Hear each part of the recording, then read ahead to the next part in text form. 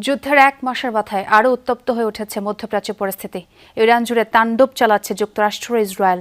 প্রাণহানির শিকার কমপক্ষে 8 জন। আবারও যৌথ বাহিনীর টার্গেট খুজিস্তানের পানি শোধনাগার। তেহরানে হামলার নতুন ওয়েভের কথা জানিয়েছে তেল আবিব। জবাবে বাহরাইন ও সংযুক্ত আরব আমিরাতের অ্যালুমিনিয়াম উৎপাদন স্থাপনায় হামলা চালিয়েছে ইরান। ইসরায়েল ও কুয়েতে ছোড়া মিসাইলে ক্ষতিগ্রস্ত জ্বালানি ট্যাঙ্কার ও রাডার ব্যবস্থা। একটি F-16 ফাইটার জেটে আঘাতের দাবিও করেছে IRGC।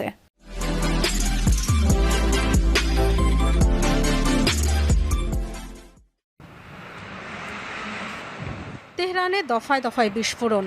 যুক্তরাষ্ট্র ও ইসরায়েলের অপারেশন এপিক ফিউরির টার্গেট ইরানের রাজধানীর সব প্রান্ত, যাকে হামলার নতুন ওয়েভ বলছে তেল আবিব। শহর জুড়ে যৌথ বাহিনীর ফাইটার জেটের তৎপরতা, ব্যালিস্টিক মিসাইল সহ অস্ত্র তৈরির কারখানা, আকাশ প্রতিরক্ষা ব্যবস্থা এবং বেশ কয়েকটি মোবাইল কমান্ড সেন্টার ধ্বংসের দাবি শত্রুপক্ষের। পারচিনে হামলার শিকার হয়েছে সামরিক স্থাপনা।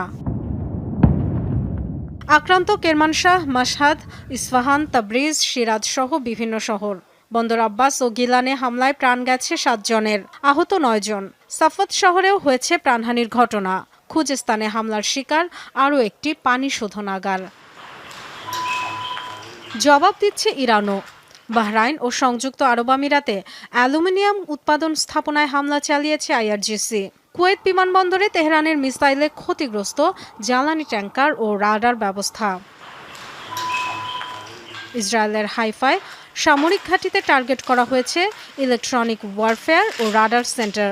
বেন গুরিয়ন বিমানবন্দরের জ্বালানি ডিপোতে আঘাত এনেছে ইরানের মিসাইল। ক্ষেপণাস্ত্র ছুড়ে যুক্তরাষ্ট্রের একটি MQ-9 ড্রোন ভূপাতিতের দাবি করেছে IRGC। আঘাত এনেছে F-16 ফাইটার জেটেও। তেহরান বিশ্ববিদ্যালয়ে হামলার প্রতিশোধে পশ্চিম এশিয়ায় অবস্থানরত যুক্তরাষ্ট্র ও ইসরায়েলের বিশ্ববিদ্যালয়গুলোতে হামলার হুমকিও দিয়েছে IRGC। শিক্ষার্থী ও কর্মীদের সরে যেতে দেয়া হয়েছে সতর্কবার্তা। ইরানের ছোড়া ড্রোন ভূপাতিতের দাবি করেছে সৌদি আরব, কুয়েত ও সংযুক্ত আরব আমিরাত। Dorothy Tasrin, Jamuna news.